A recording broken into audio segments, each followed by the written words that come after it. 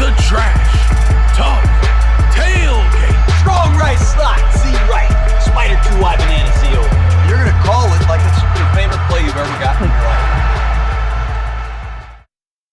What's up, everybody? It's your boy, Riley Puddin Peters.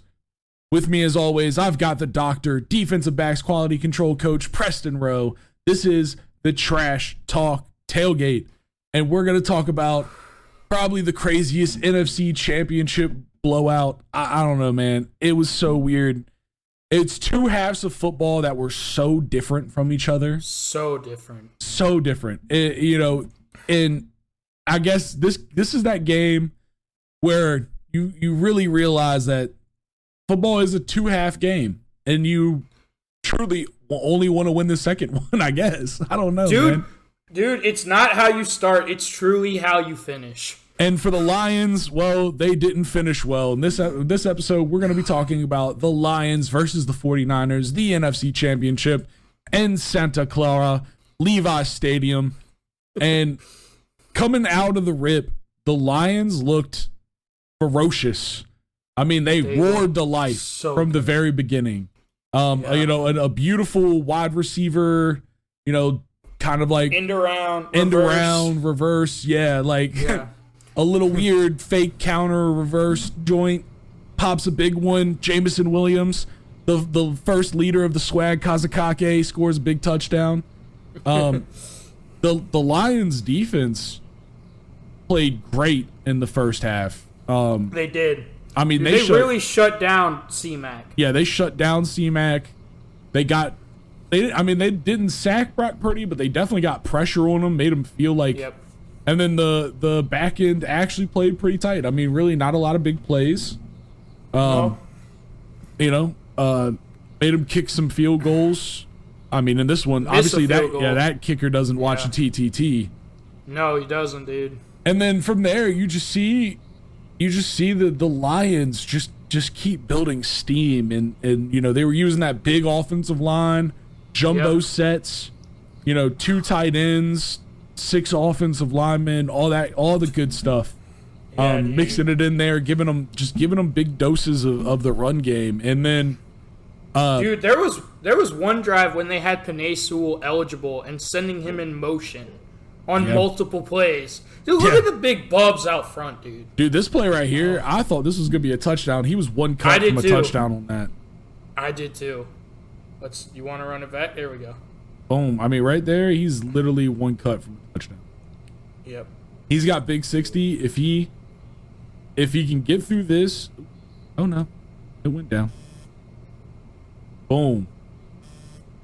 Yeah, if he can cut here, get right there. Yeah. I mean, dude, you got Penei Sewell. Dude, imagine Penei Sewell running full speed at you as a DB, like out in space. What do you do? Yeah, you drop down, probably try to hit him in the knees if I know a DB. Yeah, absolutely, bro. And, Jahmyr Gibbs on his big one. Honestly, on this one, we got a big bub moment in this one where you get the pulling guard here. Hits the defensive end so hard that he forgets to keep contained. Let me see. I don't know if I saw this. Damn. Yeah, dude. Damn, dude. He was like, oh, shit, free. Oh. And then after that, that was a big run by them. Hey, lose little, but you know what? Let's get it down. Woo. And then after that, hey, we're right here. Might as well walk in, right? Dude, David Montgomery. The bell cow, baby. The 3 down back, the workhorse, the Thunder puts one in. Yes. Let's keep it track. That's 2 rushing touchdowns already. Yeah. Oh, man. Boom. Use check. Hey, listen, the fullback beating you, that happens, I guess. Dude. At one point in the game, 3 Lions players had more rushing yards than Christian McCaffrey. I don't know if you saw that graphic. I don't fucking no. That's a wild one. I missed that one. Yeah. Yo, this Christian McCaffrey flip though, this shit was crazy. Yeah. I was like, what the fuck's going on? Fuck. It rolls. Boom. Yep. Dude, what if you'd have landed? I thought he was going to land on his feet there. Straight Edgerrin James, just land on his feet and just go, oh. Yep. This was a huge play. This was a massive play. Christian McCrafty. I was so sure that was going to be a touchdown after that. Dude, second. I was too. Like, as soon as he tread the sideline and broke back out, I was like, oh. Yeah. And then you got to line it up, man. Goal line formation. You got to score here. They do. Yep. Listen, man, that was a hard run, a smart run. This is when you were like, okay, this is going to be like a legit ball game. Yep. And then the Lions said, no, we're just going to, I mean, dude, look, David Montgomery. That was a beautiful run. Fucking bell cow workhorse, dude. Oh. Yeah, dude. Boom, Amon-Ra, St. the Brown. Sun God on 3rd and 10, getting 12. The Sun God doesn't get the respect he deserves as he a doesn't. top receiver in the league. Here you go, Jared Goff holding on to one. Yep. The only time he got sacked was when he held on to him. Nick Bosa wants to make the Lions bad again, dude. Yeah, he tried. He really tried. Ooh, dude, the truck so hard it dislocated Dre Greenlaw's shoulder. That's what happened. I mean, that's what happened. That's a big tight end from Iowa, bro. He dislocated that shoulder. That's why he had to leave the game. That's what they went and did. That's why he went in the tent, and that's why he came back so quick. They had to pop that shit back in place. Yep. Boom. Little Debo Samuel. So Debo, Riley, don't mind if you do. So Riley, what was your big takeaway from this game? You know, because this was an emotional roller coaster of a game. This was an emotional roller coaster of a game. I mean, you know, the big thing that I know everybody's gonna be talking about, yep, and rightfully so, is gonna be the Dan Campbell, like the going on 4th down twice at the end of the game. You know, not getting the 3-pointers, and you know, I know you're gonna differ on this one, but for me, it really feels like they made it this far. That's been their bread and butter, is going for it, and you know what? It took the 49ers to actually stop them. But, you know, at the end of the day, if they would have had those points, we would have a different Super Bowl.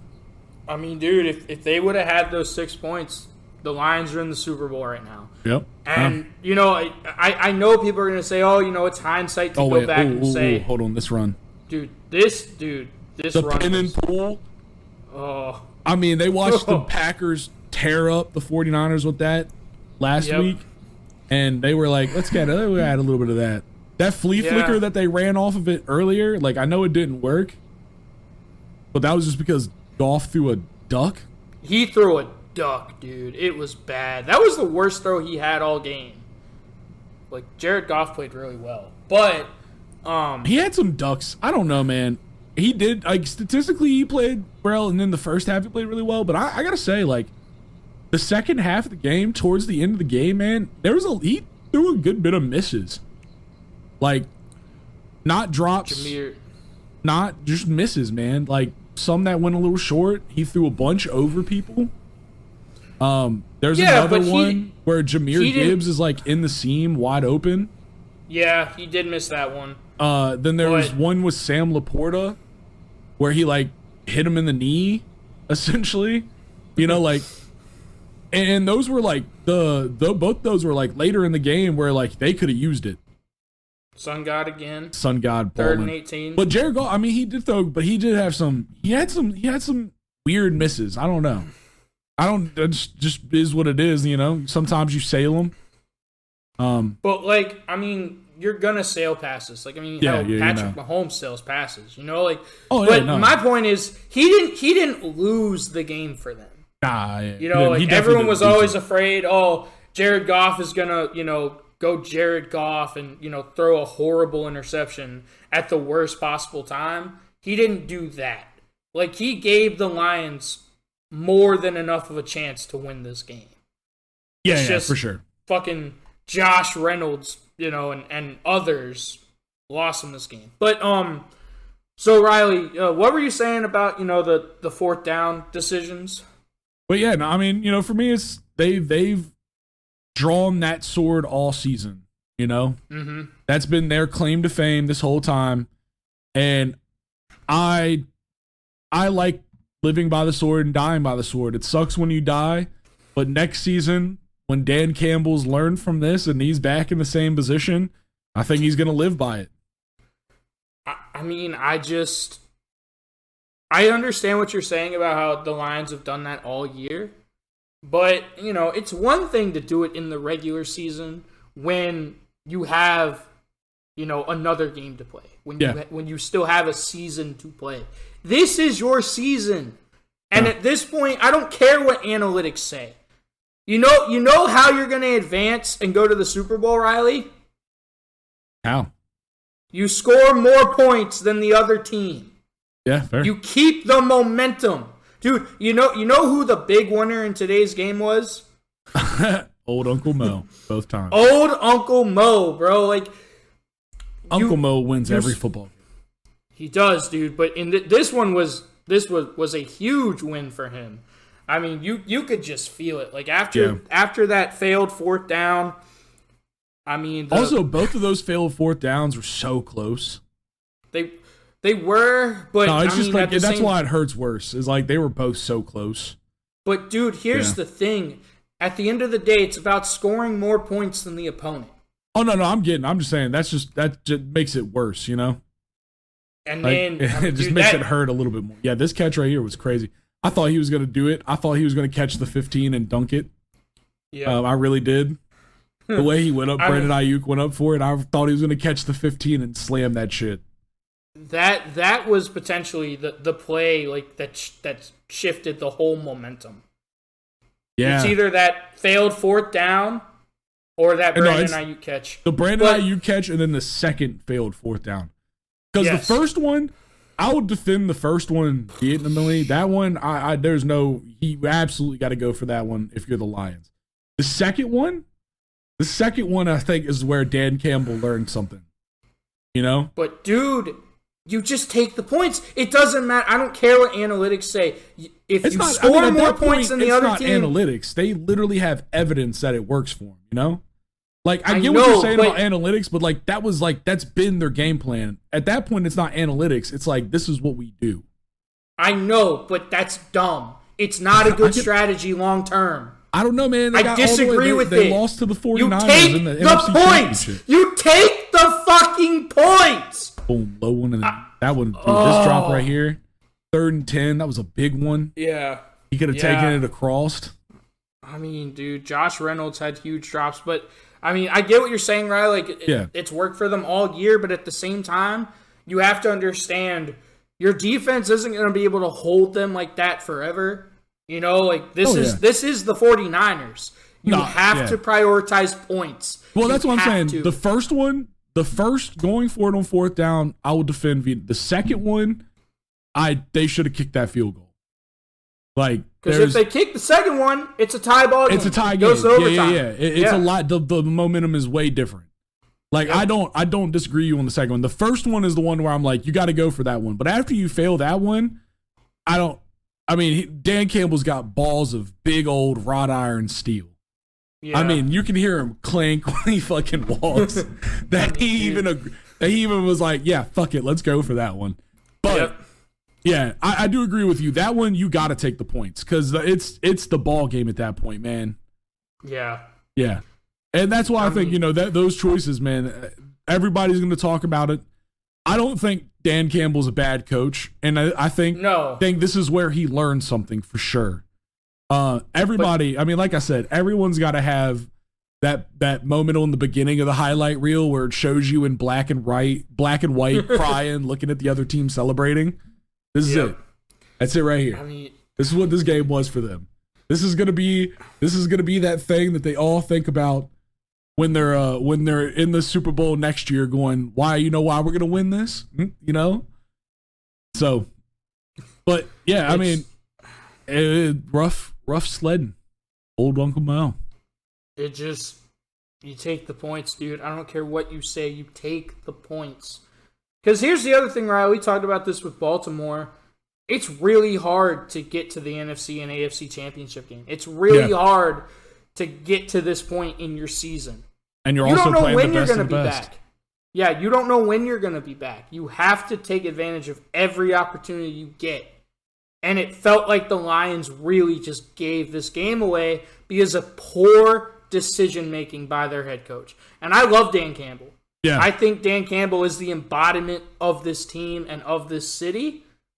But you can't make those decisions in those critical moments where the momentum is going to shift one way or the other. You cannot make those decisions. It's... Yeah, I mean, listen, and it's the same decision that had people calling him a genius all year.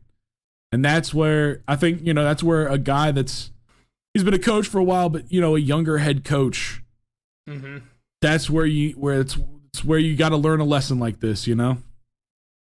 I think we just saw Dan Campbell learn a lot as a coach.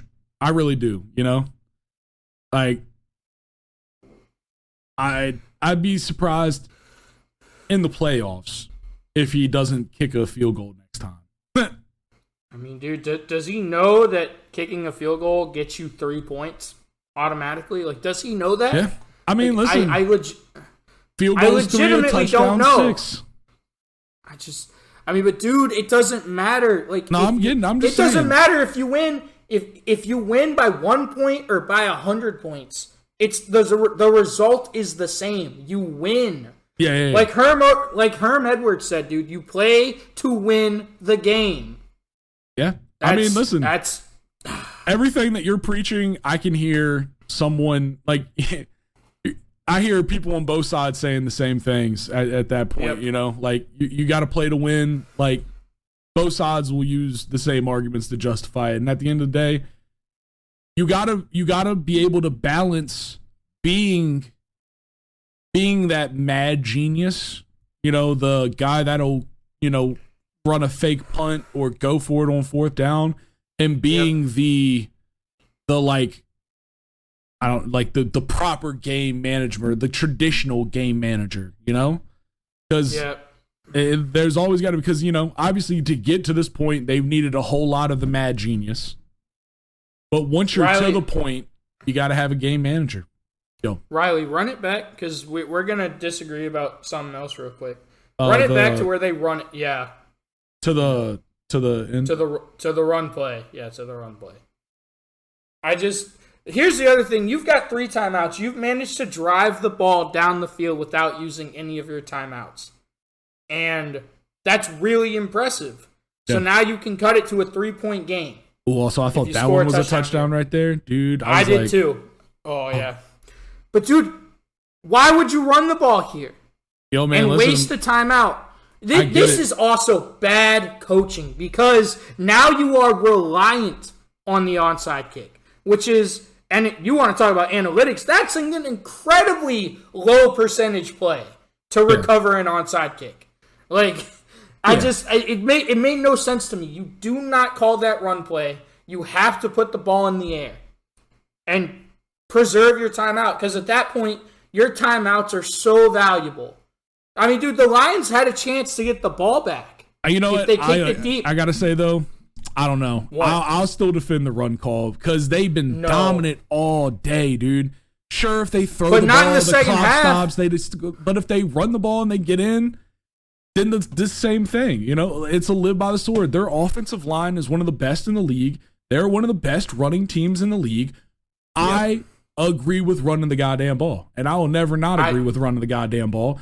Put it in the fucking end zone. It sucks that they didn't, but that offensive line can do it. So you trust the big boys. I get what you're saying, but you have to preserve the timeout. Like, it's on the 3 I'm even yard okay line. If you run the ball. Like, I'm even okay with you running the ball and not calling the timeout. Just preserve the timeout. Oh, I get that for sure. Whatever. I would have ran the ball. I'd have probably ran the ball, lined right back up in the same formation, and ran it twice. Like, I agree with not blowing the timeout. Like, straight up, I would have been like, listen, here's what we're gonna do. We're gonna run it 3 times until it's in the fucking end zone. But as soon as they didn't have that prepared, I think that was a big fuck up. But running the ball, they had bullied them in all night. 3 rushing touchdowns in the first half. I mean, I think a lot of the problem that they had was kind of leaning away from the run game when they got scared. I mean, their play action game was working a lot of the game. No, it was, but like the run. Yeah. But that run, like it's same thing that we said with the Ravens. I mean, when the moment came, it was like they got scared of the run. And I think that killed both those teams. It felt like with the Lions, dude, it honestly felt like the momentum got away from them and they were playing scared. They were playing like, oh shit, we are going to blow this. No. That was an avalanche. What happened to them? Yeah, it was. That was a 49er avalanche. Yep. I mean, and I mean, listen, shouts to Brock Purdy. As much as we just kind of tore down them, we got to give all the shouts in the world to the 49ers for doing it, because that is an incredible comeback. And it really, you're just like, you can only be like, what the fuck did the Lions do? Because the 49ers just did that damn thing. And that's just simply it. You can talk about how bad of a first half they had all you want. They came back and did that fucking thing. They did. Yeah. Man, I mean, if you're the Lions, you'd much rather have that first half that you had in the second half. Oh, yeah. No, for sure. You want to win the second half because that's the one that matters. Exactly. All right, man. Any final thoughts? Dude, it's it's a rematch of a previous Super Bowl, the Chiefs and the 49ers. I know we're all kind of recovering from just these crazy games, and especially if you're a Lions fan, I know you're incredibly disappointed, but I think the future is really bright, dude. They've got a lot of really great rookies. Sam Laporta, Jahmyr Gibbs, Jack Campbell, and Brian Branch. Aiden Hutchinson is a superstar in my opinion. Yeah. Sam Laporta is a superstar too, I think. Yeah, I mean, dude, he's going to be one of the best tight ends in the league for a long time. Yeah. I feel like the future is really bright if you're a Lions fan. But, dude, I'm excited for the Super Bowl, man. Yeah, I think it's going to be a shootout this year. All the talent in the world with a, questionable quarterback against the greatest quarterback in football. Yeah. I'm really excited for that, dude. Yeah, no, it's going to be a good one, man. All right, y'all. Well, go check out our AFC coverage, the Ravens versus the Chiefs. But for this episode, we're going to clean up and get out of here, y'all.